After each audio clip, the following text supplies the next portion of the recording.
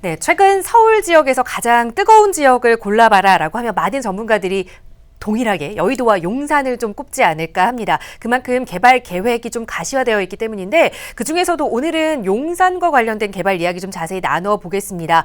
용산 지역 정말 다양한 개발 호재들이 있는 지역이지요. 향후 어떻게 좀 발전되어 갈지 용산의 미래 모습 원장님 지금부터 바로 전해주실까요? 네, 가장 뜨거운 서울 지역의 투자 지역이 바로 용산입니다.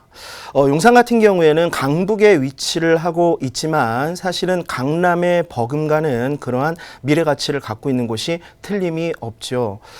용산 지역 같은 경우에는 한 20년 전부터 한남 뉴타운을 필두로 해서요. 많은 분들이 재건축, 재개발, 그리고 상권, 도시환경 정비 사업 이런 쪽으로 투자 문의를 많이 하고 있고 지금도 많은 분들이 관심을 가지고 있는 곳입니다.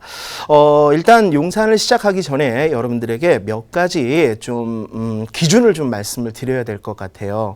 용산이 뜬다고 하니까, 용산이 좋아진다고 하니까 많은 분들이 용산에 관심을 갖고 또 용산 지역으로 많이 나가서 투자 물건들을 찾고 계십니다. 그런데 용산 지역에 실제로 나가보면 용산이 개발하는 데가 굉장히 많거든요. 어느 쪽에 가서 무엇을 투자해야 되는지를 사실 많이들 헷갈려하고 혼돈을 많이 가지시는 것 같아요. 일단 이것을 구체적으로 잡기 위해서는 뭐 여러 가지 기준점들이 있겠지만 여러분들이 바로 개발이라고 하는 것이 무엇이고 그 개발이 내 투자의 환경과 그리고 내 투자의 목적을 달성할 수 있는 그러한 개발 환경인지를 파악하는 것이 우선 중요합니다. 첫 번째로 여러분들하고 좀 나눠볼 얘기가요. 관리계획이라는 내용이 있습니다. 한번 앞에를 보시기 바랍니다. 여러분들 그 개발이 되면 부동산 가격이 올라간다라고 는 다 알고 계시죠? 그렇다면 부동산 개발은 무엇이고 왜 가격이 올라가는지 그리고 종류가 무엇이 있는지를 여러분들이 반드시 아셔야 되는데요. 부동산 개발은 공공에서 추진하는 개발이 있고 그리고 민간이나 개인이 추진하는 그런 개발이 있습니다. 우리가 흔히 아는 재개발, 재건축 이런 것들은 뭘까요? 이런 것들은 바로 민간이, 개인이 추진하는 개발 사업이고요. 그리고 공공이 추진하는 사업은 또 다릅니다. 이런 것들을 우리는 도시 및 주거환경 정비법의 정비사업의 종류 또 도시 기본계획에서 얘기하는 관리계획의 종류 안에 그런 것들이 세분화돼서 잘 나타나 있습니다. 그렇다면 오늘은 부동산의 도시계획 가운데 관리계획을 중심으로 먼저 여러분들에게 개발의 종류부터 말씀을 드려보도록 하겠습니다. 자, 여기 보시면 도시관리계획이다라고 제가 적어놨는데요. 이 도시관리계획이라고 하는 것은 뭐냐면 도시기본계획에서 위임을 받아서 구체화된 개발 계획을 제시하는 그러한 계획입니다. 그렇기 때문에 도시기본계획의 추상적인 측면들이 아니라 관리계획의 실제 의 계획들을 보시는 것이 중요하다라고 말씀을 드리고 있는 것입니다. 우리가요, 관리계획의 내용이라고 하는 것이 있는데 하나, 둘, 셋, 넷, 5가지로 크게 나눌 수가 있습니다. 한번 예를 한번 들어보도록 하겠습니다. 여러분들 첫 번째가요. 용도 지역이라는 얘기가 나오는데 이 용도 지역의 지정 또는 변경에 관한 계획이다라고 되어 있습니다. 여러분들 용도 지역이라고 하는 게 뭐냐면 뭐 도시지역이라든가 비도시지역 혹은 2종 일반 주거지역, 3종 주거지역, 준주거지역, 상업지역, 준공업지역 뭐 이런 지역에 대한 얘기를 상당히 많이 들었을 거예요. 이러한 지역들이 도시계획 혹은 관리계획으로 종상향이 된다. 이 용도지역의 변경이라고 얘기를 하거든요. 용도지역이 상향되었을 때는 토지의 가치가 그만큼 올라가기 때문에 가격이 오르게 되는 것이죠. 이 정도는 아마 여러분들이 많이 알고 계실 겁니다. 그런데 이 용도지역이 바뀌려면 상향을 하려면 관리계획을 통해서 용도지역 상향이 되는 것이에요. 그래서 관리계획상 관리계획이 죄송합니다. 관리계획상 용도 지역이 상향하는 곳이 어디냐 이런 것들을 알려면 서울시 2030 도시계획을 면밀하게 살펴보면 알 수 있게 되는 것이죠. 또 하나는 용도 지구의 지정 또는 변경인데요. 용도 지구 여러분들 이런 얘기 들어보셨을 겁니다. 뭐 미관 지구라든가 경관 지구 이런 얘기 들어보셨을 거예요. 미관 지구나 경관 지구에 속해 있으면 주변의 자연 환경이라든가 아니면 옆에 있는 건물들 이러한 것들과 어울려서 지어야 되기 때문에 부동산에 있어서는 규제이죠. 이런 것들이 풀리느냐 묶이느냐에 따라서 부동산 가격이 또 올라가거나 내려가게 된다는 것입니다. 그리고 이제 용도 구역이라고 하는 것이 있는데요. 구역이라고 하는 개발 제한 구역 이런 얘기 들어보셨죠. 여기는 이제 건축물을 짓지 못하는 것이죠. 이것이 해제가 되거나 이것이 지정이 되었을 때도 마찬가지로 부동산 가격이 오르거나 내리거나 하는 것이죠. 이렇게 이것은 직접적인 개발은 아니지만 토지에 대한 규제를 완화 또는 규제를 함으로써 부동산 가격의 등락을 우리가 알아볼 수가 있는데요. 이런 것들을 살펴보는 것이 중요하다라고 하는 것입니다. 용산 지역 내에 용도 지역 상향이 어디가 될 것인가 이것을 찾아가는 것을 얘기하는 것인데요. 물론 딱 정해진 것은 없습니다만 검토하고 있는 것이 있습니다. 저희 강의 시간에 오시면 제가 상세하게 좀 설명을 좀 더 드리도록 하고요. 그 다음에 어느 지역에 용산의 어느 지역에 또 가격이 올라갈 것이냐 이것은 이따가 설명을 드리겠지만 바로 기반시설의 설치, 정비, 개량 이런 것들이 있습니다. 예를 들어서 기반시설이라고 하는 것은 공원을 조성하는 것도 있겠고요. 아니면은 철도망이라든가 도로망 이런 것들을 설치하거나 개량을 했을 때 넓어지거나 많아졌을 때 부동산 가격이 또 인근에서 올라가게 되는 것이죠. 그렇다면 우리는 용산 지역에서 어떠한 기반시설이 새로 생기거나 개량이 되는가라고 하는 것을 알면 부동산을 투자하는데 유효하게 우리가 기준을 삼을 수가 있을 것입니다. 그리고 세 번째는요. 도시개발 사업이라든가 정비 사업에 관한 계획이라고 하는 것이 관리계획의 세 번째입니다. 도시개발 사업이라고 하는 것은 뭐 대표적으로 마곡 같은 경우죠. 서울시에서 이제 전체 토지를 개발을 해서 민간한테 분양을 하거나 공공 분양을 하거나 임대를 했던 그러한 도시개발 사업을 얘기하는 것입니다. 그런데 이제 그 중에서 여러분들이 도시개발 사업 말고 재건축이나 재개발을 통해서 가격이 올라가는 것을 많이 목격을 하셨을 거예요. 이런 것들을 털어서 정비사업이라고 하는데요. 용산 지역에서는 재개발 구역도 많고요. 재건축 구역도 많습니다. 더 나아가 리모델링 구역도 있고 그리고 도시환경 정비사업이라고 하는 상업지역 내에서 하는 재개발도 있습니다.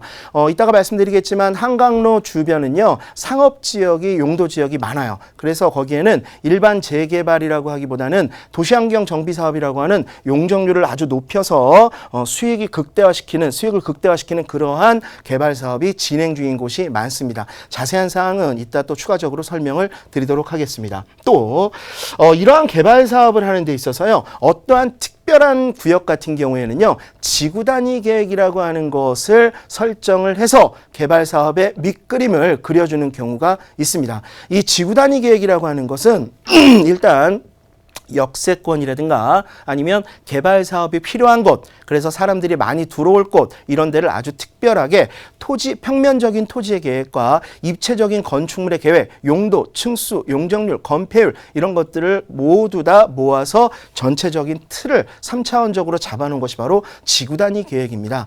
용산 지역에는 지구 단위 계획이 많이 있는데요. 재개발, 재건축은 지구 단위 계획의 의제가 되기 때문에 그런 것들을 제외하고서라도 용산 지역은 얼마 전에 나온 한남 오거리의 지구 단위 계획이라든가 이태원 가로변의 지구 단위 계획 이런 것들이 발표가 되었습니다. 그렇다면 이 지구 단위 계획이 발표가 된 것은 어떤 사람들한테는 그 토지 소유자한테는요 굉장한 호재가 될 수 있고 어떤 사람한테는 큰 규제가 될 수도 있습니다. 그러한 것들 지구 단위 계획을 알아보는 것 이런 것들도 우리가 용산에 투자하는데 중요한 지침이 될 것으로 보여집니다.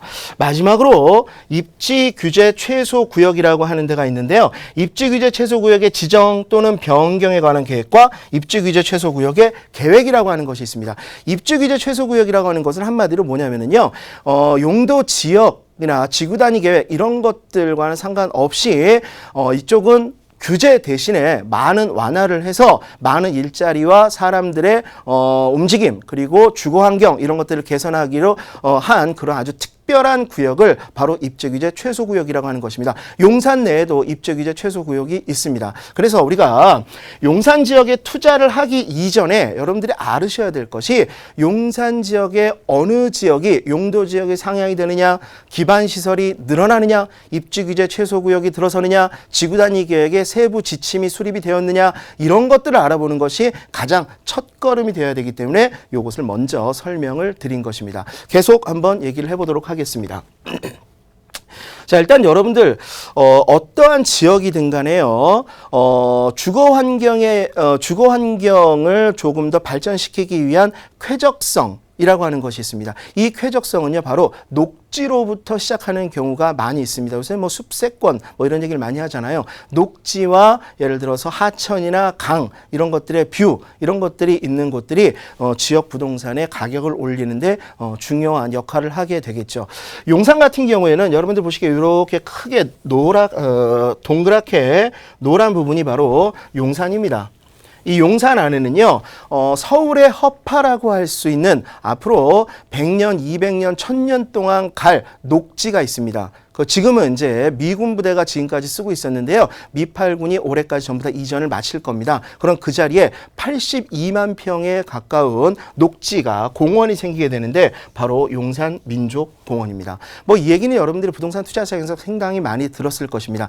지금은 미군 기지가 있기 때문에 사람들의 출입을 할 수가 없지만 훗날 이것이 시민들한테 열리게 될 경우에는요. 서울에서 가장 쾌적하고 그리고 넓은 그러한 서울의 허파가 생기는 것이기 때문에 많은 서울 사람들이 이곳을 찾을 것으로 예상이 되고 이 지역의 주거 환경인 재건축 재개발 주택 가격도 상당히 올라갈 것으로 예상이 되는 것이죠.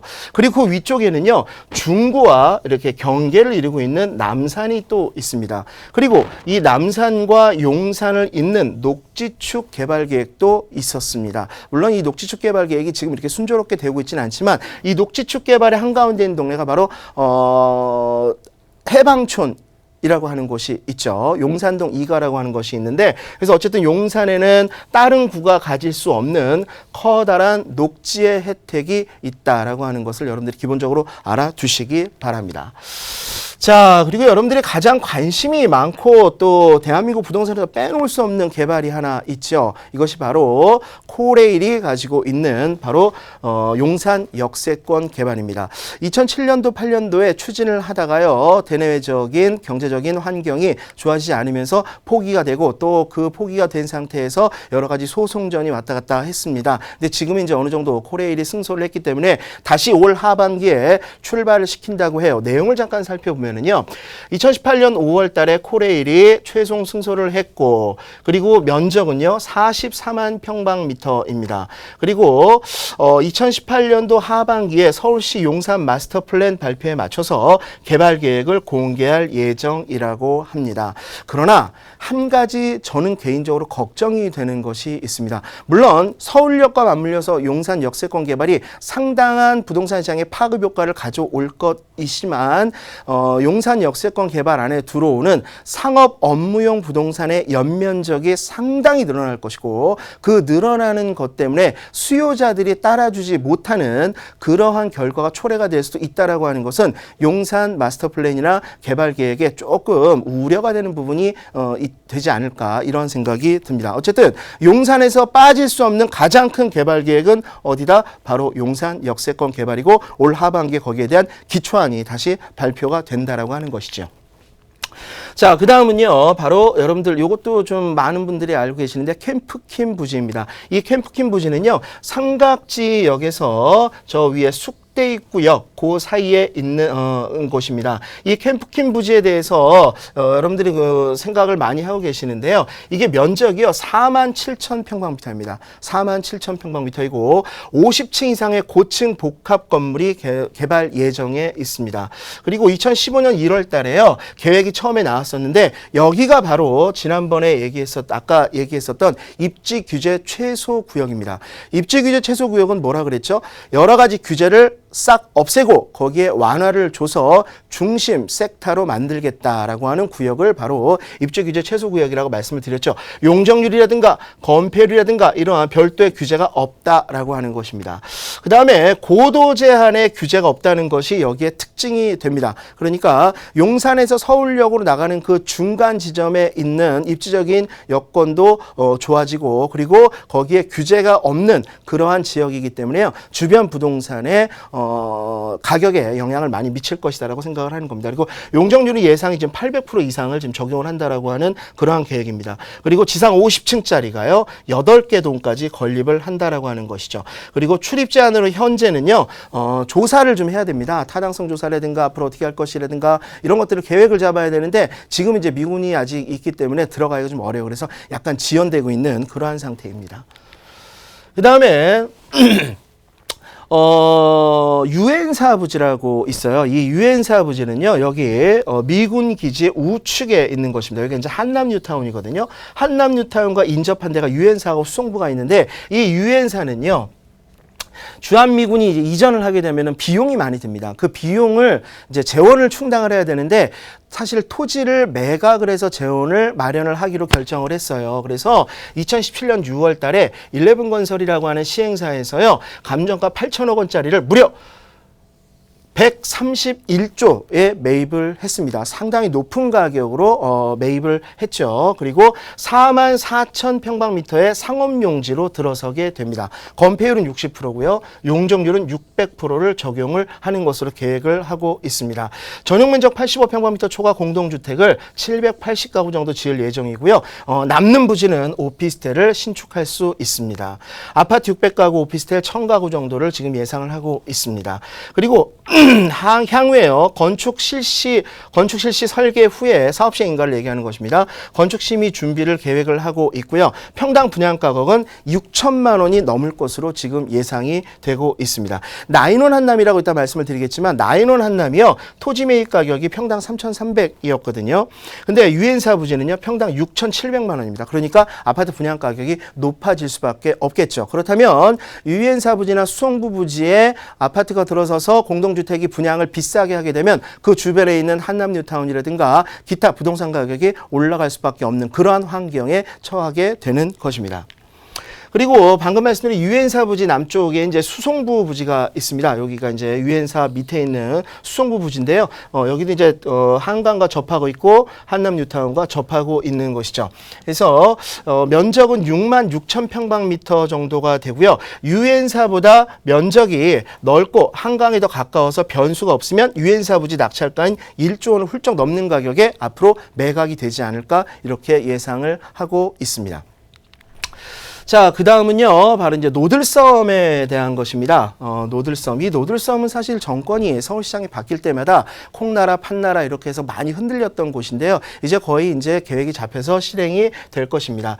이게 1917년도에 한강대교를 설치하면서 교량 지택용으로 이렇게 만들어 놓은 인공섬이거든요. 2005년도에 노들섬에다가 문화단지 조성을 계획을 하려고 했습니다만 이게 또 취소가 됐고 오세훈 서울시장은 2010년도에다가 6천억 원을 투자해서 오페라하우스를 짓겠다라고 했는데 이것도 무산이 됐습니다. 그런데 2019년 9월 달에 이제 개장을 하게 됩니다. 뭘 개장을 하냐면요. 공연장, 공원, 장터, 카페, 생태교육장, 산책로 이런 것들 다양한 시민들이 가서 즐길 수 있는 문화 현장으로 이제 바뀌게 되게 됩니다. 그래서 내년 가을에 개장을 하게 되는데요. 여기 이제 인디밴드라든가 그다음에 공연 이런 팀들이 많이 들어갈 수가 있고 여러분들도 가서 즐기실 수가 있을 것 같습니다. 자, 그다음은요. 기반 시설에 대해서 좀 말씀을 드리겠습니다. 아까 말씀드린 것들은 뭐냐면 예를 들어서 용산 민족공원이 있다든가 생태공원이 있다든가 노들섬이 만들어진다든가 이러한 주변 환경을 얘기한 것이고 지금 얘기할 것은 뭐냐면 바로 기반 시설입니다.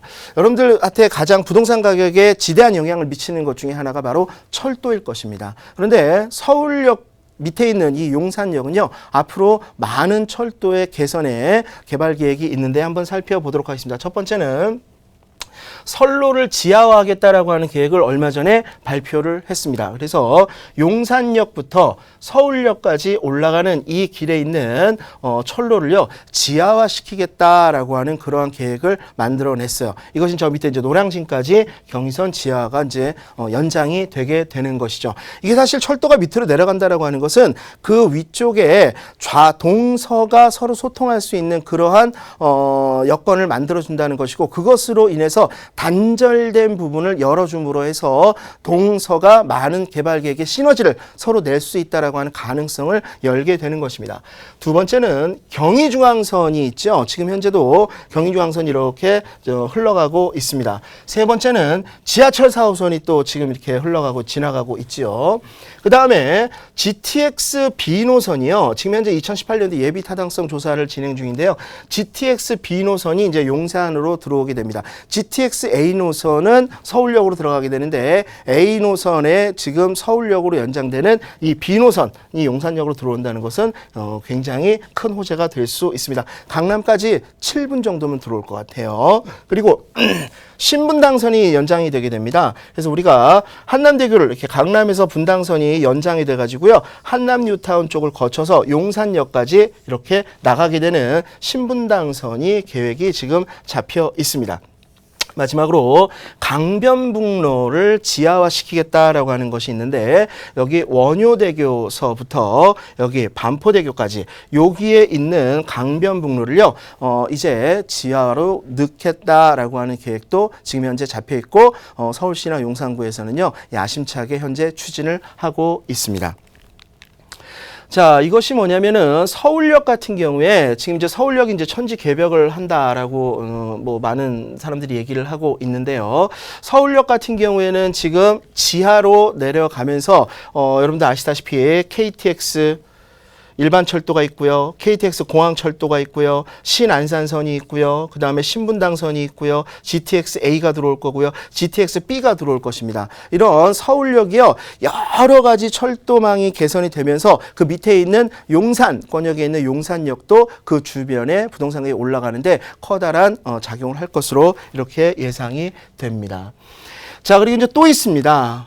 우리가 원효대교를 강남에서 이렇게 건너오면 좌측에 현대자동차 서비스센터가 있던 자리가 있어요. 이 현대자동차가 있었던 자리를 용산구청에서는요, 이 기존에 없었던 규제를 전부 다 완화시켜 가지고요, 여기를 하나의 메카로 만들겠다라고 지금 계획을 잡아놨습니다.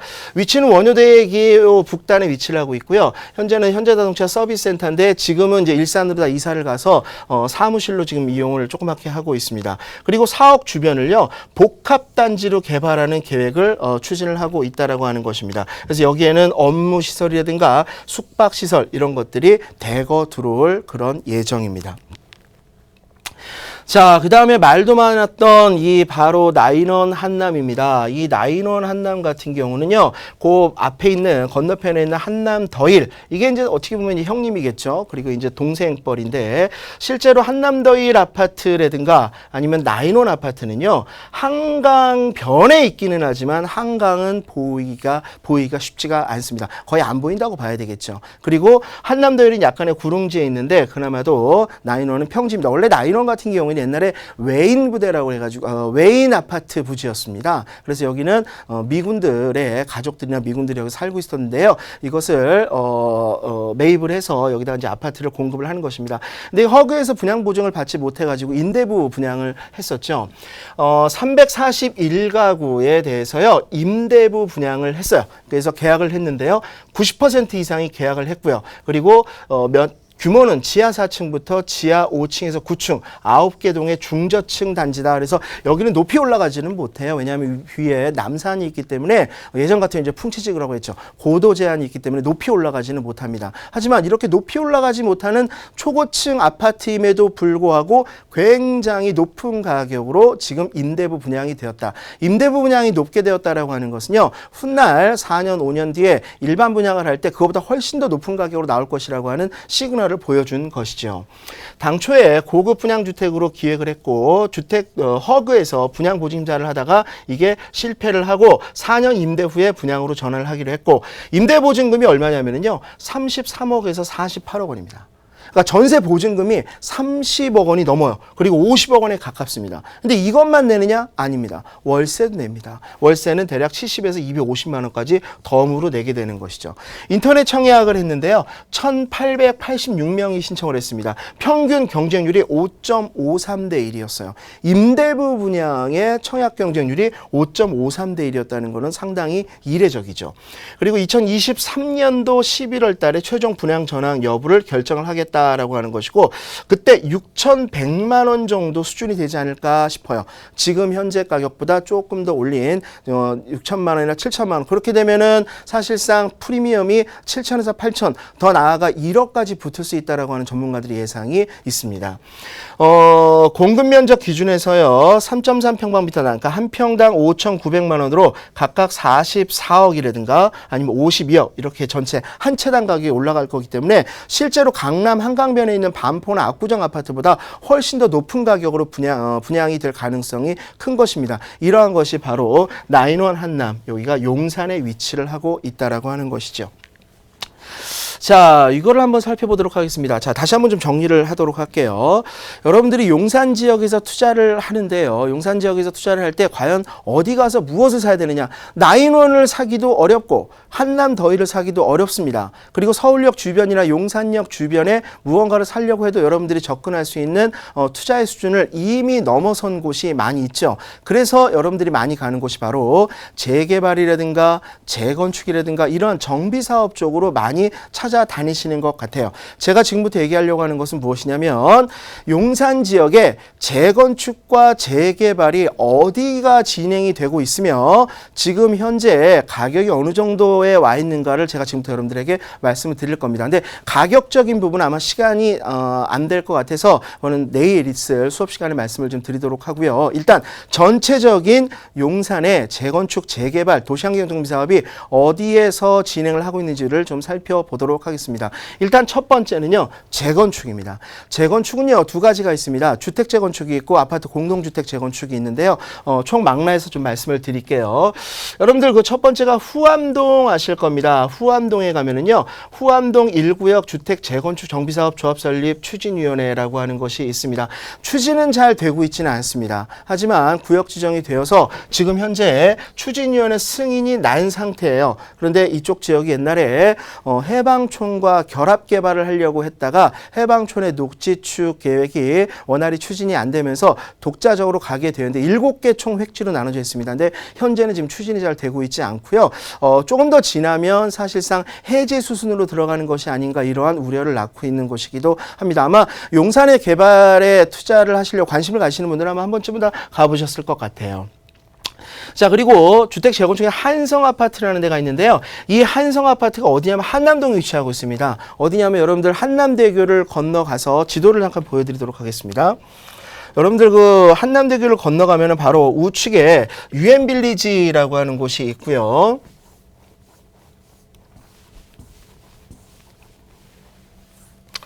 유엔빌리지를 지나면은요, 바로 우측에 옥수동으로 넘어가는 길이 있어요. 여기 보시면. 이게 이제 한남대교입니다. 이 한남대교를 건너시면은요, 우측에 여기가 유엔빌리지가 위치해 있고, 여기는 이제 금호동 옥수동으로 올라가는 길이거든요. 그런데 여기 리첸시아라고 하는 주상복합이 있습니다. 여기가 이제 한남 더힐 아파트고요. 요 골목으로 들어가시게 되면은요, 여기 한성아파트라고 하는 곳이 있습니다. 지금 재건축을 추진을 하고 있거든요. 여기도 한번 여러분들이 한번 가서 관심을 좀 가져보시기 바랍니다. 용산의 재건축은 대부분 이제 한강변에 있는 것이 많은데, 한남동 안에서 재건축 단지가 있어요. 한성아파트라고. 여기도 한번 여러분들이 관심을 갖고 좀 봐주시기 바랍니다.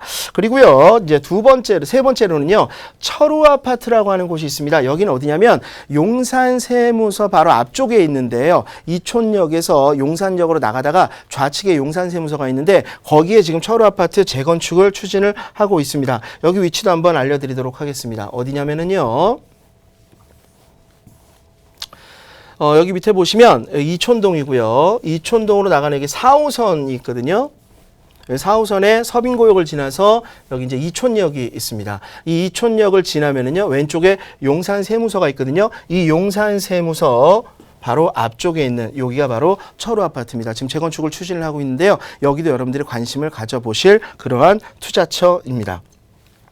자, 그 다음에 청아 아파트가 있습니다. 여러분들 뭐 청아 아파트에 대해서는 많은 분들이 알고 계실 텐데요.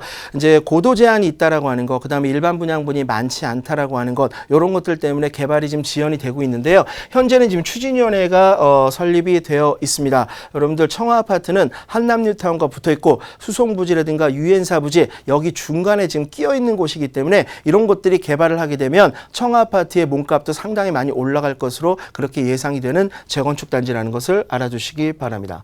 그 다음에 한강 삼익 아파트 주택 재건축이 있고, 그 다음에 한강 맨션 아파트의 주택 재건축도 지금 현재 추진을 하고 있습니다. 이것은 전부 다 이촌동에 있는 것들이에요. 그리고 왕궁 아파트라고 하는 것이 강변 쪽에 있고, 그 다음에 저쪽 서부 이촌동으로 나가면은요 중산 아파트라고 하는 것도 있습니다. 그리고 그 옆에 산호 아파트도 있고, 서빙고동에는 신동 아파트라고 하는 그러한 재건축 아파트도 있습니다. 상당히 대단지죠. 그리고 추진위원회가 현재 설립이 되어 있고 조합 설립 인가를 지금 준비를 하고 있습니다.